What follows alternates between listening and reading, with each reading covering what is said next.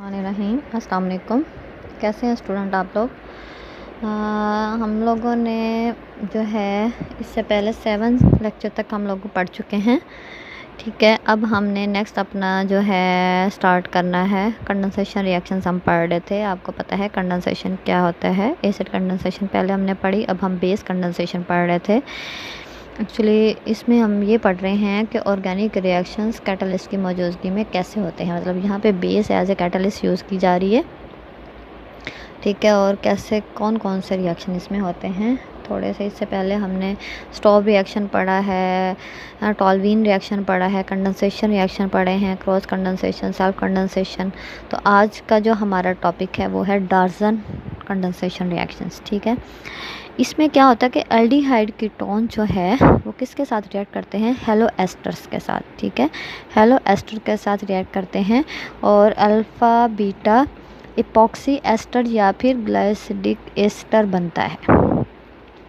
ठीक है, इसमें एक्चुअली क्या होता है, फिर ये ग्लाइसिडिक एसिड जो है इसको जब हम नेक्स्ट रिएक्ट करते हैं एसिड बेस की मौजूदगी में, तो इससे हमारे पास हायर एल्डिहाइड आ जाता है। अब इसका ये रिएक्शन आपके सामने है कि कीटोन्स के साथ जब हम हेलो एस्टर को इन the presence of ethoxide base हमने यूज़ की है रिएक्ट करते हैं तो एपॉक्साइड एस्टर बन जाता है, जिसको हम ग्लाइसिडिक एस्टर भी कहते हैं।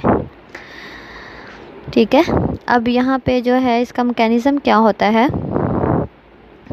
सबसे पहले क्या करते हैं कि बेस जो है हेलो एस्टर के साथ रिएक्ट करके क्या करती है, आपको पता है क्लोरीन और इस साइड पे जो है CH2 के जो है वो लगा हुआ है एस्टर ग्रुप।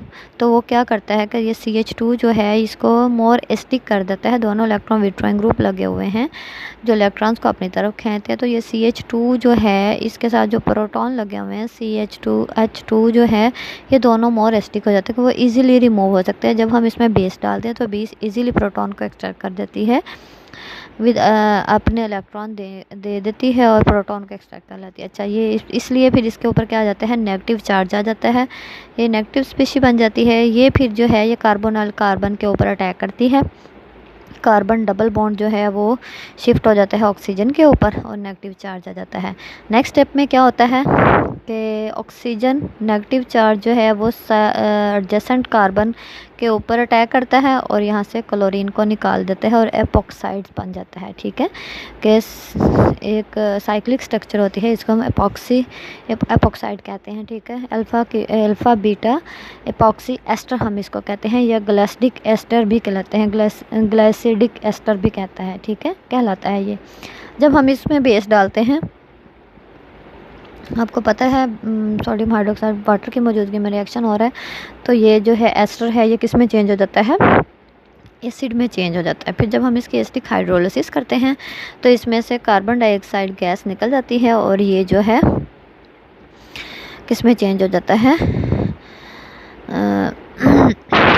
एल्डिहाइड्स में चेंज हो जाता है। और इसकी जब टाटोमरिज्म हो जाए तो यहाँ पे आप देखें हमारे पास जो पहले क्या था कि कीटोन थी और C डबल बॉन्ड O था, अब हमारे पास एक कार्बन का एक्स्ट्रा हो गया। मतलब कि लोअर एल्डिहाइड से या लोअर कीटोन से हमारे पास हायर कीटोन आ जाती है। ठीक है, सेकेंड एग्जांपल अगर आप देखें इसके, इसमें आपको समझ आ गया है भाई।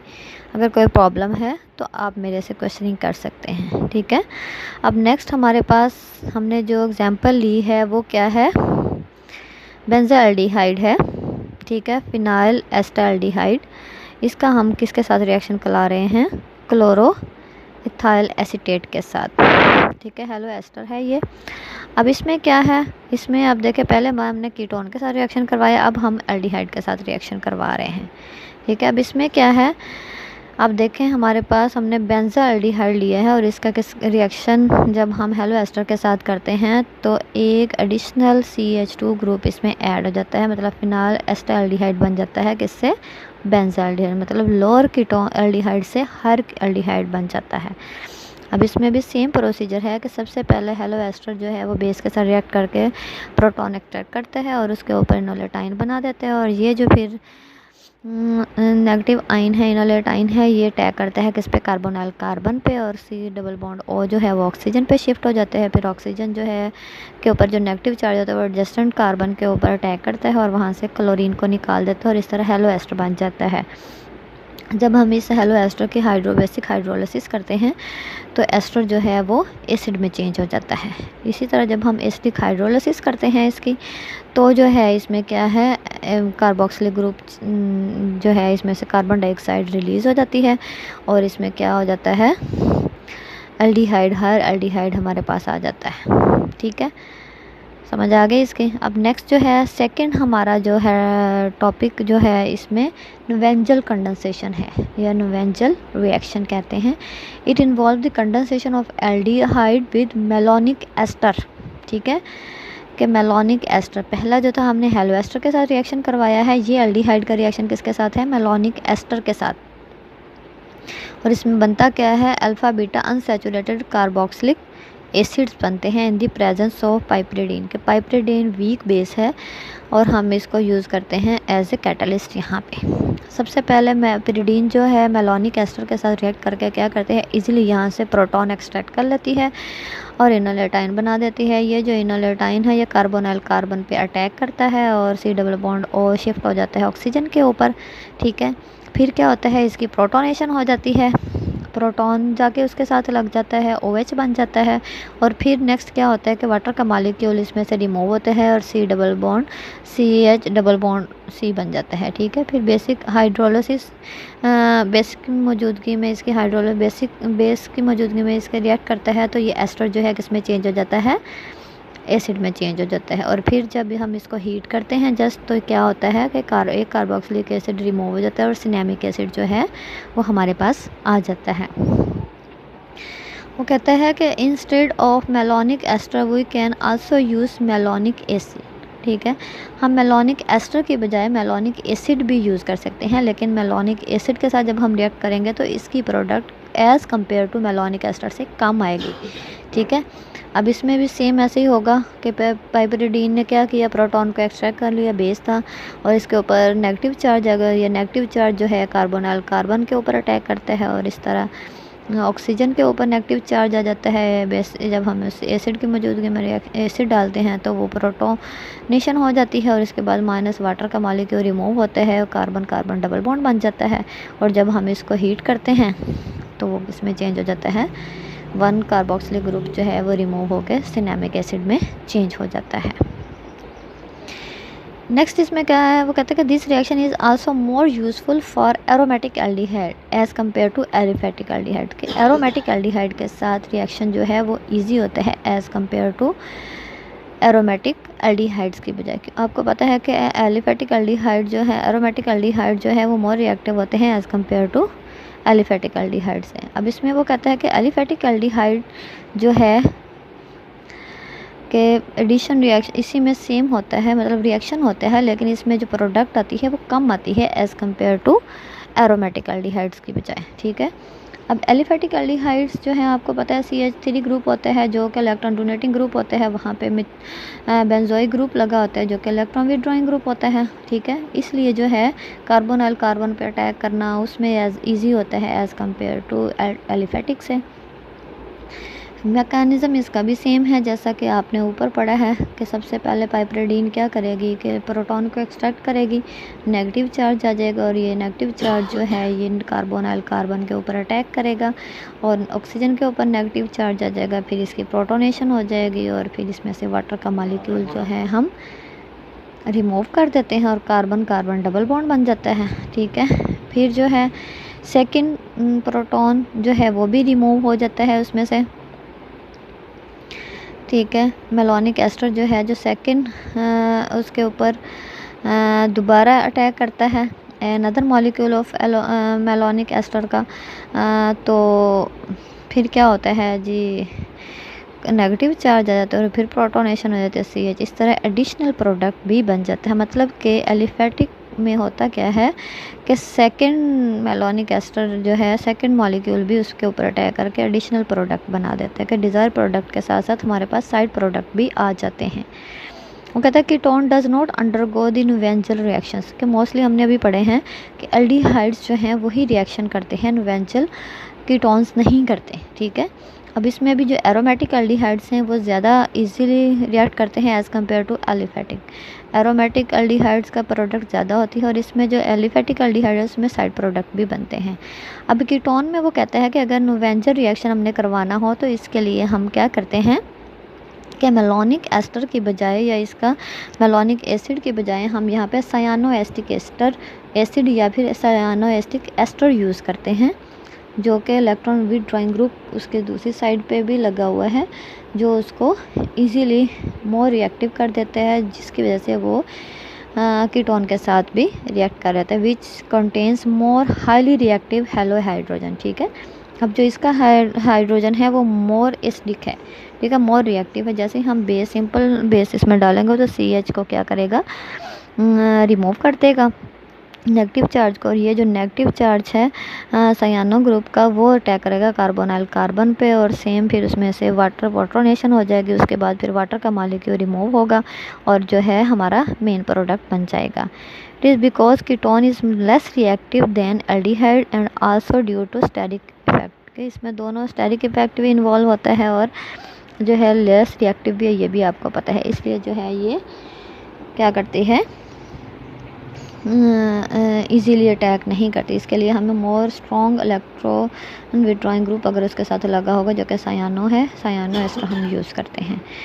अदर एल्डोल टाइप कंडेंसेशन, वो कहता है कि जो हमने ये तो हमने मेन इसकी टाइप्स पढ़ ली हैं कि इसमें जो मेन टाइप्स हैं कि कैसे कंडेंसेशन होती है और कौन कौन से उसमें हम बेस की मौजूदगी में रिएक्शन होता है। इसके अलावा वो कहता है the reactions of aldehyde and ketone desire so for have been carbanion. ठीक है, कार्बेनाइन ड्राइव फ्रॉम एल्डिहाइड और कीटोन्स और एस्टर और एस्टिक एनहाइड्राइड। ठीक है, हम क्या बनाते हैं, कार्बेनाइन बनाते हैं, जो फिर next molecule of carbonyl carbon के ऊपर अटैक करता है और कंडेंसेशन होती है। वो कहते हैं in addition to these useful condensations may be carried out using carbanion drive from nitro group, के कार्बेनाइन जो हम बनाते हैं जिसके C नेगेटिव चार्ज आता है वो हम नाइट्रो ग्रुप या नाइट्राइल या फिर आर पोटेंशियली एरोमेटिक सिस्टम के एरोमेटिक सिस्टम जो है, ये एरोमेटिक सिस्टम या फिर नाइट्रो या नाइट्राइल जो है ये भी एज ए वो कहता है यूज़ किए जा सकते हैं।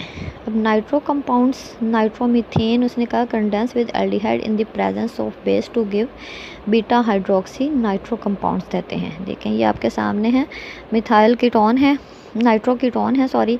जब हम इसमें बेस डालते हैं तो CH2 प्रोटॉन जो है एक्सट्रैक्ट करके CH2 कार्बेनाइन बना देती है, और ये कार्बेनाइन जो है ये फिर फॉर्मल्डिहाइड या किसी भी एल्डिहाइड के ऊपर अटैक करती है, सेम कार्बोनाइल कार्बन के ऊपर नेगेटिव चार्ज ऑक्सीजन के ऊपर आ जाता है। फिर हम इसमें प्रोटोनेशन करते हैं तो वाटर OH ग्रुप लग जाता है आके। उसके बाद क्या होता है कि हम इसमें सेकंड जो है इसका बेस तो इसमें होती है, वो सेकंड मॉलिक्यूल उसका निकाल देती है और फिर सेकंड मॉलिक्यूल उसका जो है कि CH2 का आके उसके साथ लग सकता है।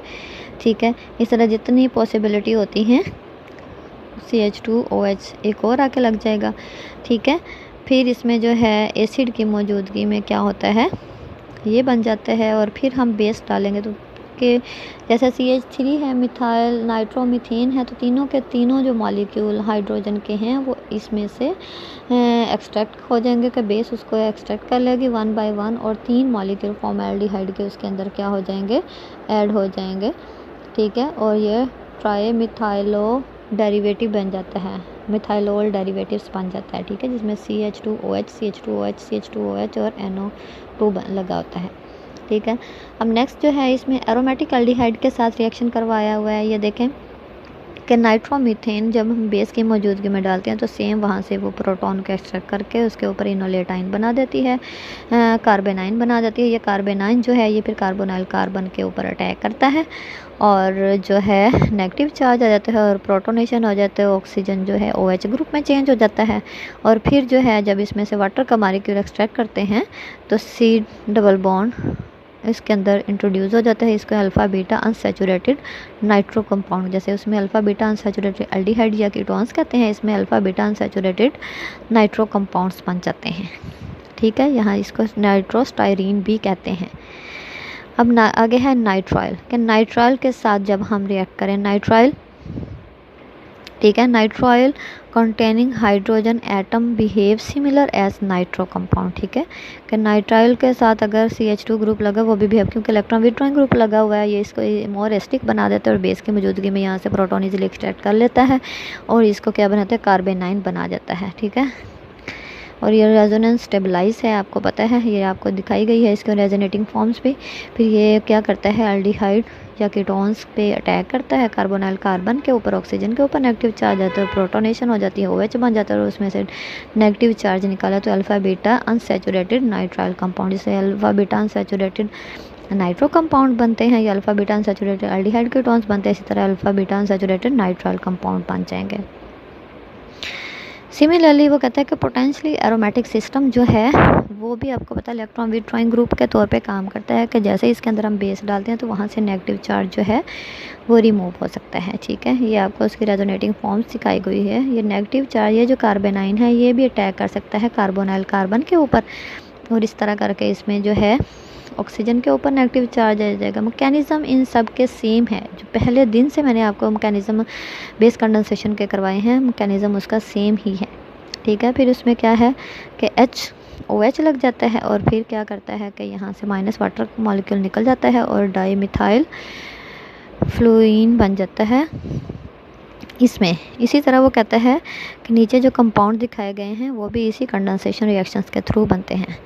हाँ, अब इसमें आपको एक चीज़ मैं बता दूं कि इसमें जो आपका टेस्ट होगा या एग्ज़ाम होगा, अब मैं आपको एज़ इट इज़ तो कंपाउंड नहीं दे सकती, ठीक है। आपने इसकी प्रैक्टिस अच्छी तरीके से करनी है और इसमें देखना है कि एक्चुअली क्या चीज़ है और क्या बनता है, ठीक है। जैसे हायर एल्डिहाइड लोअर एल्डिहाइड से हायर एल्डिहाइड बन सकते हैं, तो मैं इससे मिलती जुलती कम आपको एग्जांपल्स दूंगी, ठीक है, पेपर्स में।